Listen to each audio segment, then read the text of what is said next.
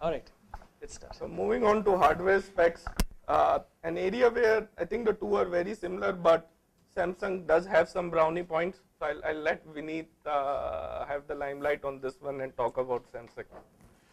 Okay, so lots of numbers here. It's all hardware related. So I won't go into the details. From a height, width, weight perspective, both of them are very comparable, almost the same as you can see. Processor wise, both of them have a 1 gigahertz processor.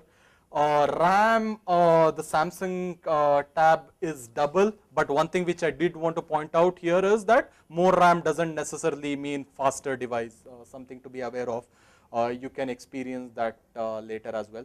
Storage, both of them come in 16, 32 and 64 gigabits configuration.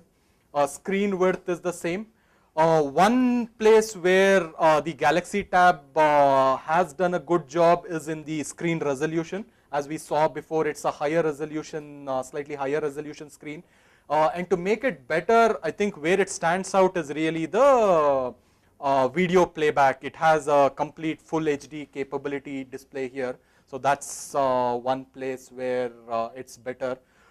Camera is also another good thing. So they have a pretty good front and back camera, a 2 megapixel front camera, which is very good for video chats, video conferencing, and a good backup back camera as well, which will let you take photographs if required.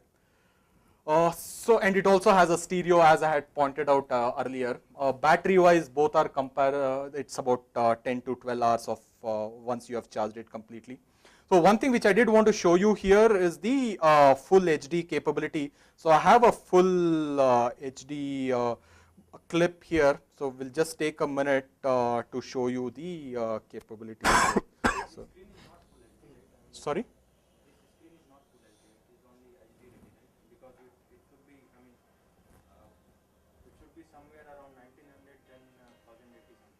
Okay. I mean, it's not full HD.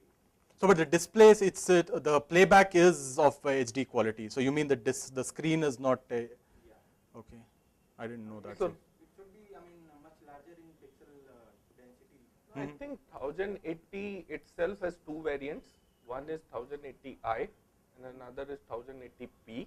I think I is what is typically called HD ready, but not full HD. No. I mean, But P means that P actually stands for progressive, and I probably stands for interlacing and all. yeah, but Full HD means it should be much larger. Like if that screen, if you are going to call that TV as full HD, X portion should be somewhere around 1900 or something, and then this height should be somewhere around 1080. That actually that 768 means the Y is comprising of 768 pixels. Okay. So if it is going to be full HD, it should be 1080. Those many pixels have to be there in the Y axis. Okay. So this actually is not full HD. Okay, good point. So we can have a more discussion on this one. So you believe this is not a full HD capability, unlike what Samsung really claims? No, that I don't know. I mean, you Okay. might be knowing much better than I do, but then like full HD video I can play on my Dell laptop also, even if that is only full. Not for, HD. okay. Yes. Actually, I think the full HD terminology itself is marketing, right? Because it's supposed tomorrow if everything starts like 1080, then we can't say it's full HD. So it depends where was it before and how much it has increased. So comparative tablet, how much others are providing, and compared to that, the new tablet is coming how much, and there is like minimum. It's one point is like minimum comparative scale where they can say it's you can say it's HD. Okay, there are only two things as far as I know. I mean, it has to be either HD ready or full HD.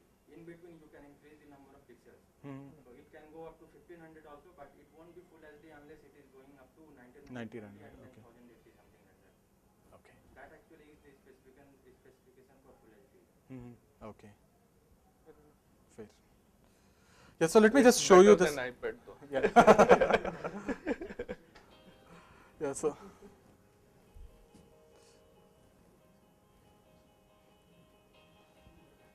Can you folks see this? I think maybe folks on the other side. Where are the So it's there on both sides. So there is one here and one here. So it's a stereo speaker here.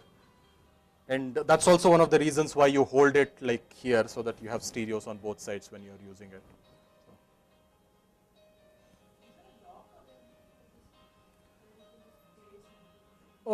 Yeah, there is a dock available for this one as well.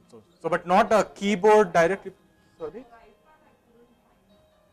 There are docks available. It's just that I think in general this device ends up being a little larger. I think both these devices for docks, but there are enough. As in, people say there are docks, you place it and it will become a photo frame, or you want to play music. There are docks for everything. It's just that personally I haven't used one, and I find it a little unwieldy to place on a dock.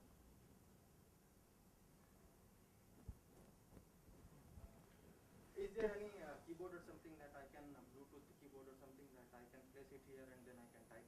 Yeah, you can. You do get plug-in keyboards, all of that as well. So it has. So both these devices? Yeah, both the devices. Yeah, have both the plug-in devices. I think there are fairly good options available as far as keyboards go. About the iPad, at least I'm sure, not about Samsung. There are Bluetooth ones where you don't need to attach to it. There are dock style ones where you can attach it and kind of put it on a desk and work that way. There are others which, in fact, there are keyboards which have Bluetooth, but they are also a case, and you can put it in there, or you can use it as a dock. So there are, I think, as far as keyboards are concerned, there are fair amount of options.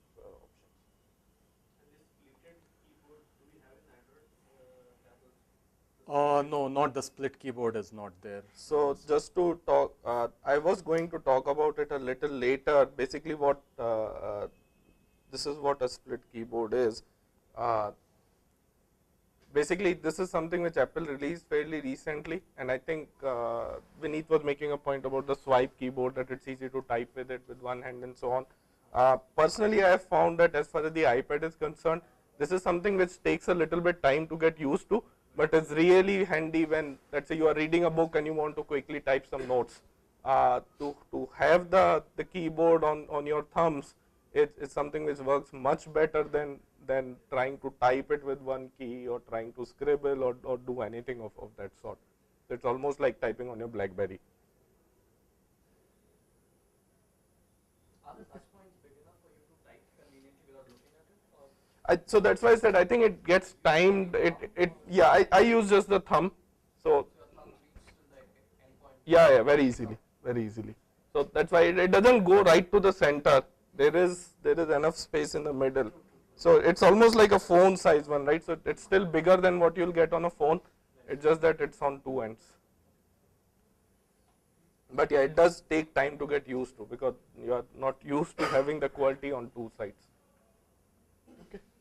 Moving on to the next section where we'll cover operating system.